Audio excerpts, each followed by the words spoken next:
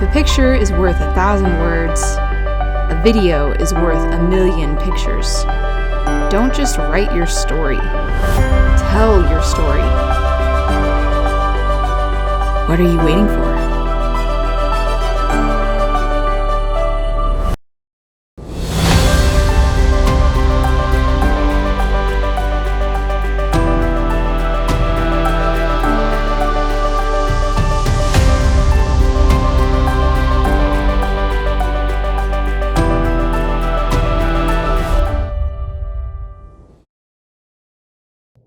My dad was, as I said, was such a dynamic and fun, hardworking. He was a carpenter and a contractor. So, as carpenters do, they work spring and summer from dawn till dusk, and in the winter they hold on tight because there's not much work during the winter months. And so, the fun thing that even though he worked hard and worked long hours, in the winter months we kind of had him to ourselves.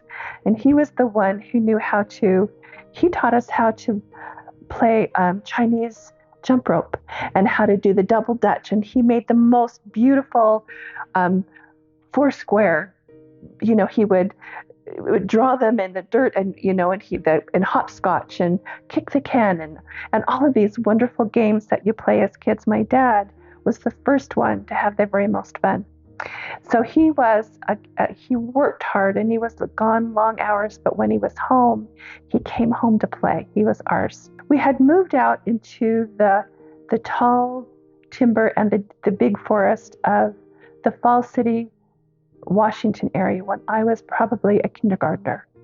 And we had moved out to this great big house out in the woods that actually was a great big home. There were 6 bedrooms and it was all wired for electricity, but we lived just far enough up the county road that there were no power lines from the county road that came to our home.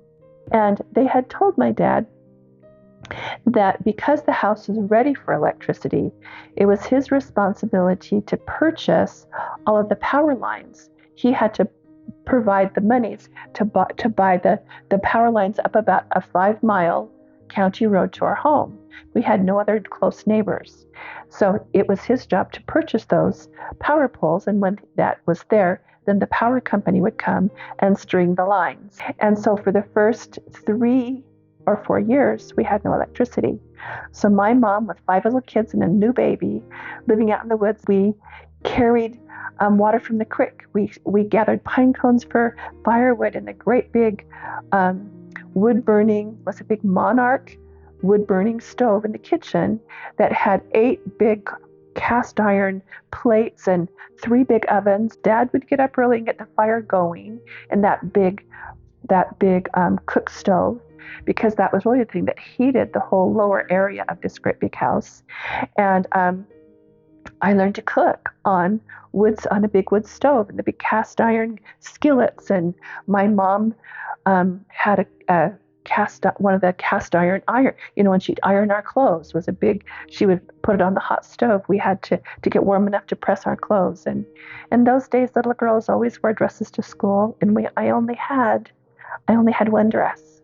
We all did. And so my mom would wash out our clothes and hang them on a line, and in the mornings before school, she would hot iron them to press them out and get us ready to go to school. We washed in a bath in a big tub on the kitchen floor. We had flashlights that took us to bed at night, and we just did not have electricity. And it was okay. There was a lot of families in our little community that it wasn't outrageous for us to not have power. I knew other friends of mine, I'd go to their house and they had like lights that turned on and a television. We didn't, but all of our friends liked to come to our house because we played hard and everyone was welcome.